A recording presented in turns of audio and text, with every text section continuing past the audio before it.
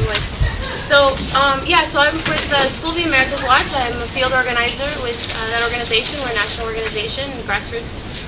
We're based out of the Washington, D.C., but we work on a very grassroots level and also throughout Latin America, specifically in countries like Venezuela, Costa Rica, Chile, and Honduras. So, it's actually a broad topic that I was asked to talk about resistance movements in Latin America. It's a very broad topic, so I'm going to try to be as concise as possible. And just so we know what I'm going to be talking about, where Latin America is coming from in the past 30 years, the changes that have occurred over the past 15 to 20 years, the movements broadly conceived, and where do we as SOA Watch fit into this context. It's a very interesting time in Latin America as well. So that's more or less what I'm going to cover, and I hope to do that in just a few minutes. So 1980s, Cold War context, nearing the end of the Cold War, we see a process of democratization.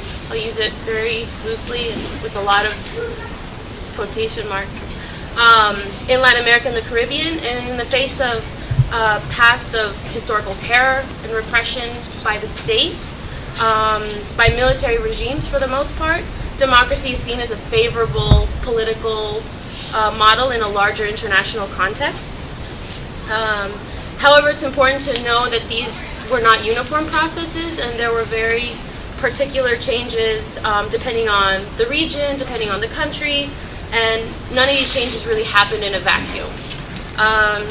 And this allows us to see at least three types of transitions to democracy. So there were the transitions in a very literal sense. So these would be the Southern Cone states, where there was a democracy, transition to a military regime, and you can transition back to a democracy. So Argentina, Uruguay, Chile, and Venezuela also, albeit incomplete democracies. Then the second type of transition, I would consider them to be reforms. So countries that under a democratic governance carried out repressive policies. An example would be Mexico. And then there were the foundational democracies, which are very particular to Central America, that there really is no tradition of democratic experience. Generally speaking, we can talk about 1944 to 1954 in Guatemala, overthrown by the CIA in 1954, the first democratically elected government.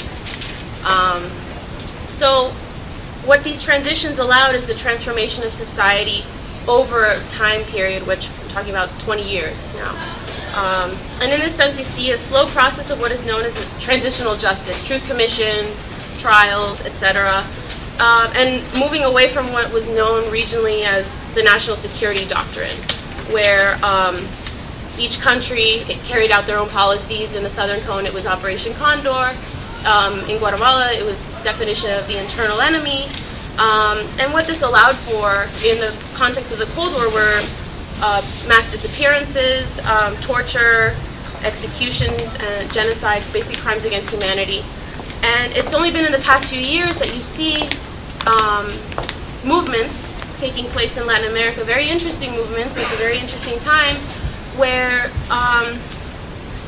you see there's a transformation of society in a very, very broad sense, and also moving towards more progressive policies, especially countries like Argentina, where you had the Dirty War, and starting in 1983, you have a transition to democracy. Only now are you seeing over 200 people being put on trial for disappearances, and they're just last year starting trials for people that were participants in Operation Condor, where they would take basically what extraordinary rendition, you take someone from one country and have them tortured in another country, and this happened in countries like Chile, Paraguay, Bolivia, Uruguay, Argentina,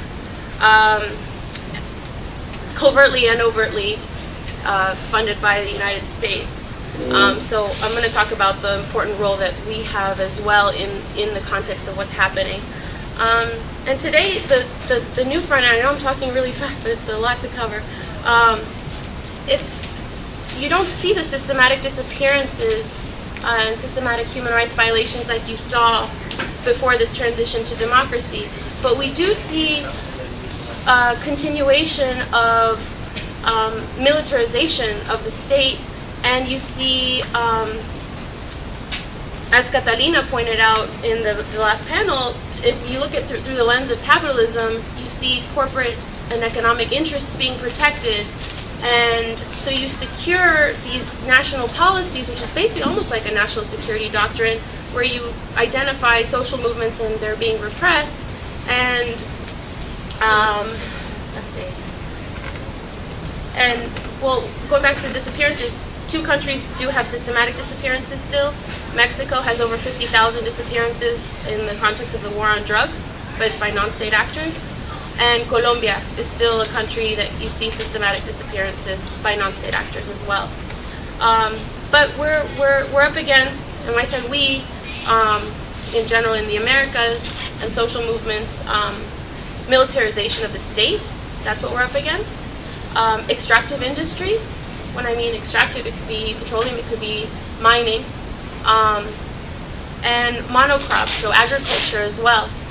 And those most affected are the communities which have been historically the most vulnerable. So I'm talking about peasants, I'm talking about indigenous communities, women, communities of color, particularly Afro communities, and we see that now in countries like Colombia, a country where there is much state oppression as well, and not just by the military, but by paramilitary forces as well, and a continued military presence. And so the relevance to us today, well, for one, I'm here to tell you that we've had an instrumental and historical role in funding coups, in the historical repression in Latin America, whether we know it or not, mostly through our tax dollars, through Congress.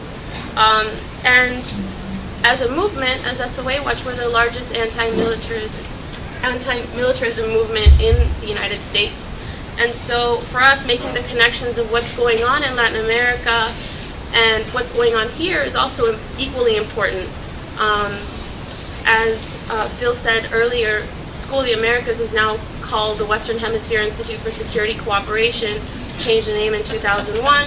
Same instructors. It's a school that, if you can call it a school, it's at Fort Benning. It's funded through by our tax dollars, and this year they just funded a $28 million new campus for these Latin American soldiers to be trained.